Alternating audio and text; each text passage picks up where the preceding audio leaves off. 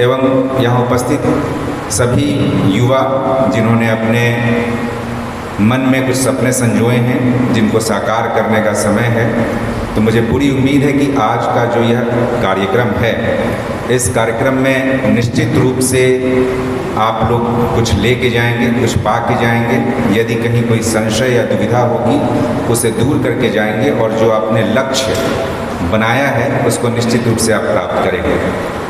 आप सभी ने जब इसके पहले संतोष जी बोल रहे थे तो काफ़ी हुंकार कर आपने सबसे पहले अपनी सहमति जताई कि हाँ, आप IAS बनना चाहते हैं। तो आधी फतह तो यही हो गई जब आपने अपने लक्ष्य को समझ लिया है, लक्ष्य को चिन्हित कर लिया है, तो आधी फतह वही है।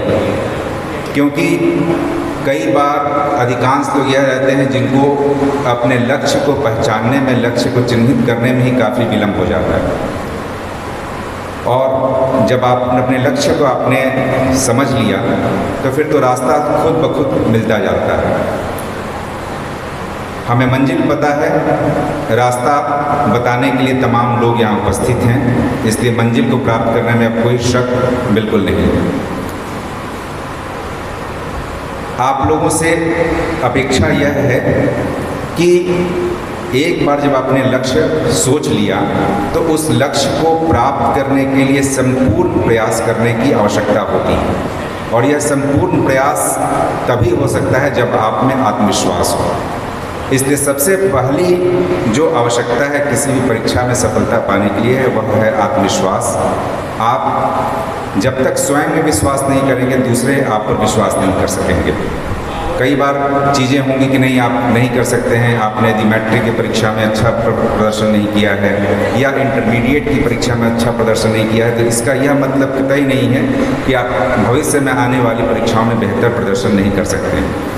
इसलिए अपने आसपास की घटनाओं से बेखबर होकर, अपने आसपास की जो शिकायतें होती हैं या डीमोटिवेशनल फैक्टर होता है, उससे अलग हट के आपको अपनी तैयारी करनी है। क्योंकि कई बार जब आप निगेटिविटी के बीच रहेंगे तो खुद भी निगेटिव हो जाएंगे। आप जैसा सोचते हैं वैसा होते हैं। इसलिए मैंने कहा कि लक्ष्य इतना इम्पॉर्टेंट है, जैसा आप सोचेंगे वैसा होंगे। तो सोचना पॉजिटिव है, निगेटिव माइंडसेट के लोगों के साथ नहीं रहना है, पॉजिटिविटी के साथ रहना है कि हाँ, मैं ये कर सकता हूँ। क्योंकि आपको अपने आप पर विश्वास होगा तभी पूरी कायनात, पूरी प्रकृति, उसकी सारी ऊर्जा आपके साथ लगी रहेगी। एक छोटी सी आपको मैं कहानी बताता हूँ कि एक कुआं था, उस कुएं में बहुत कम पानी था। 2 मेढक उस कुएं में गिर गए। दोनों मेढकों ने उछलने का प्रयास किया कि कुएं से किसी तरह से बाहर आ जाए।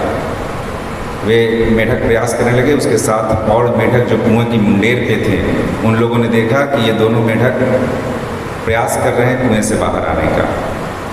उन लोगों ने ऊपर से शोर मचाना शुरू किया कि कुआं बहुत गहरा है, आप नहीं आ पाओगे, प्रयास कर रहे हो, थक जाओगे, गिर जाओगे। फिर भी लगातार दोनों प्रयास करते रहे। ऊपर से मुंडेर पर से लगातार आवाज़ आती रही कि बहुत कठिन है, बहुत लक्ष्य लंबा है, आप नहीं कर पाएंगे। दोनों मेढकों को ऊपर के मेढक भाइयों ने बताया। एक मेढक चुप होकर के बैठ गया।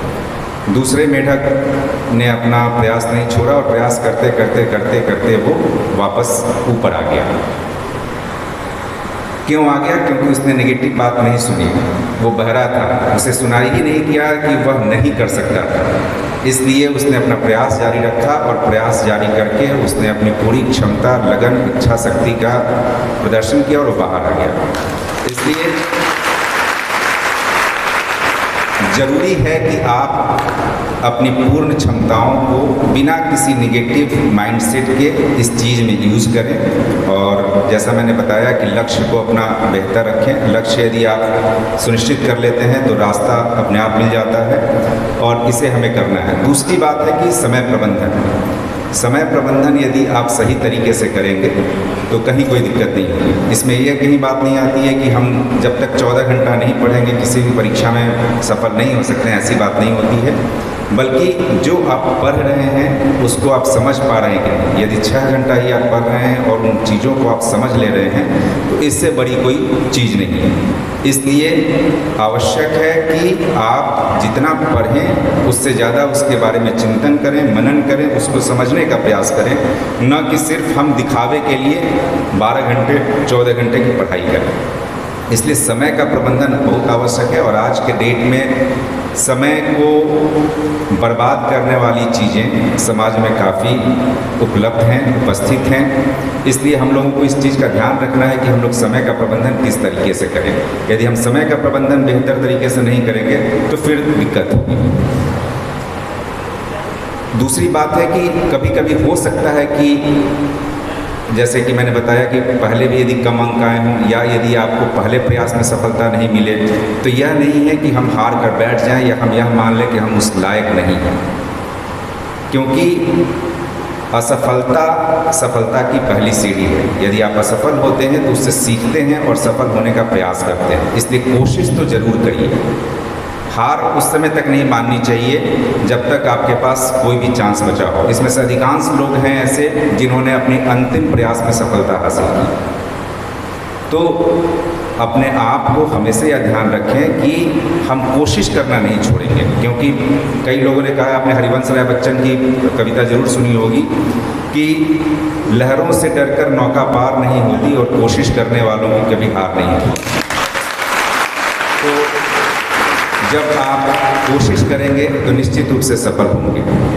और दूसरी बात यह भी है कि संस्कृत में भी कहा गया है कि 3 तरह के लोग होते हैं। एक निम्न श्रेणी के लोग होते हैं जो कि कोई भी बहुत लंबा टारगेट है, मान लीजिए कि चांद पर जाना है, तो समझ लेगा कि नहीं, ये साहब हमसे हो ही नहीं सकता, ये लक्ष्य तो बड़ा कठिन है, तो डर के मारे शुरू ही नहीं करेगा। ऐसे कई लोग हैं जो कि नॉर्मल मैट्रिकुलेट हैं, इंटरमीडिएट हैं, जो कि योग्यता तो एक ही है साहब, योग्यता तो एक सिर्फ है, स्नातक आपको होना चाहिए, ग्रेजुएट होना चाहिए। तो ग्रेजुएट होने वाले सारे लोग वहाँ पर उपस्थित हैं और ये कर सकते हैं कि सारे लोग ग्रेजुएट हैं, सारे लोग एग्जामिनेशन दे सकते हैं। लेकिन कई लोग टारगेट को इतना ऊंचा समझ लेते हैं कि काम प्रारंभ ही नहीं करते हैं डर के मारे, तो वो सबसे समाज के निम्न श्रेणी के लोग हैं। दूसरी श्रेणी के लोग हैं जो मध्यम श्रेणी के लोग हैं कि काम तो शुरू किया लेकिन रास्ते में कई बाधाएं आएंगी, कभी आप प्रीलिम्स पास नहीं करेंगे, कभी आप मेंस पास नहीं करेंगे, तो वैसी स्थिति में बीच में ही डर के मारे वो काम आप छोड़ देंगे। तो वो मध्यम श्रेणी के लोग हैं।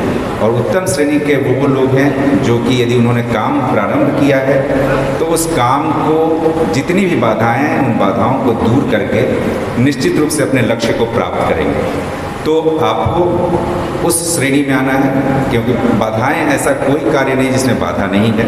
और यूपीएससी की परीक्षा तो सबसे महत्वपूर्ण परीक्षा मानी जाती है पूरे इंडिया में। तो निश्चित रूप से उस तरह का कंपटीशन रहेगा, उस तरह की प्रतियोगिता रहेगी, लेकिन हमारा यह उद्देश्य रहना चाहिए कि हम रास्ते में जो भी बाधाएं आएंगी उसको दूर करेंगे। और आज किसी भी तरह के मार्गदर्शन की कमी नहीं है। आज इंटरनेट का युग है। कई बार हम लोग ये शिकायत कर सकते हैं कि साहब हम तो गांव में रहते हैं, हम मुजफ्फरपुर रहते हैं, जो दिल्ली में रहता है वही कर सकता है। ऐसी कहीं कोई स्थिति नहीं है। हम लोगों में से भी कई ऐसे लोग हैं जो कि छोटे छोटे शहरों में रह करके हम लोगों ने परीक्षाएं पास की हैं। मैं अपने यहाँ अपना ही उदाहरण लेता हूँ। मैं गोरखपुर में सर्विस में था, न तो किसी कोचिंग की सुविधा थी न किसी और चीज़ की, लेकिन वहाँ भी किया है। तो ये पॉसिबिलिटी है। आज इंटरनेट का युग है। आप निश्चित रूप से आपको सारी जानकारी एक क्लिक पे मिल जाएगी। इसलिए हमारे पास कोई बहाना नहीं होना चाहिए। और इस चीज़ का आपको लगातार सपना देखना है। मैंने पहले भी अपने उद्बोधनों में कहा है कि सपना ज़रूर देखिए। सपना देखेंगे तभी उसे आप कर पाएंगे। लेकिन सपना देखने के लिए सोना ज़रूरी है क्या? सोना ज़रूरी है? यदि आप सोएंगे तो वो सपना कभी साकार नहीं होगा। इसलिए खुली आंखों से सपना देखिए। ये नहीं कि चले गए रूम में जाकर सो गए कि अब सपना देखते हैं कि हम आइए समझ जाएंगे। अरे साहब, तब तो कभी नहीं होगा। तो खुली आंखों से जो सपने देखेंगे वही सपने साकार होंगे। सो कर सपने देखने की ज़रूरत नहीं है। और अंत में मैं बहुत ज़्यादा कैरियर और एग्जामिनेशन के बारे में टिप नहीं दूंगा, क्योंकि एग्जामिनेशन लगातार 10-12 साल में उसकी प्रक्रियाएं, उसका तरीका वो बदलता रहता है।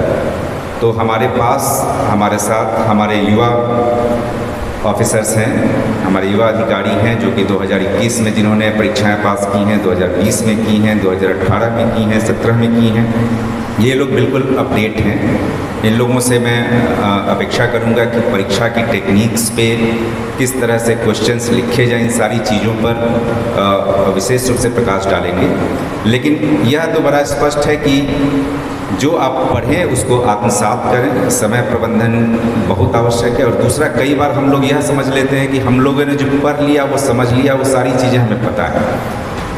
कभी भी ऐसा अति आत्मविश्वास भी नहीं होना चाहिए। आत्मविश्वास बहुत आवश्यक है, लेकिन अति आत्मविश्वास कभी नहीं होना चाहिए। इसमें हमेशा ध्यान रखना है कि हम लिख कर के भी देखेंगे क्या जो हम समझे हैं हम उसको लिख कर बता पा रहे हैं कि नहीं, क्योंकि परीक्षक आपको आपकी लिखावट से जज करता है। आप हो सकते हैं बहुत स्मार्ट हों, आमिर खान की तरह हों देखने में, हो सकता है जानकारी में आप बहुत बड़े विद्वान हों, अमर्त्य सेन से भी ज़्यादा जानकारी हो, लेकिन जब आप उसको अपनी लेखनी में नहीं उतार पाएंगे, अपनी आंसर शीट में उस चीज़ को जब आप नहीं उतार पाएंगे समेकित करके, तो कोई फ़ायदा नहीं है। इसलिए लिखने का प्रयास लगातार करने की आवश्यकता है, क्योंकि कई ऐसे हम लोगों ने विद्वान अपने मित्रों को देखा है जिनको जानकारी हम लोग को लगती थी कि हमसे कहीं ज़्यादा है, लेकिन लिखने के कौशल न होने की वजह से वो अंततः परीक्षा में सफल नहीं हो सके। इसलिए उसका भी प्रयास और प्रयोग लगातार करना है ताकि उसमें कहीं कोई दिक्कत न हो। और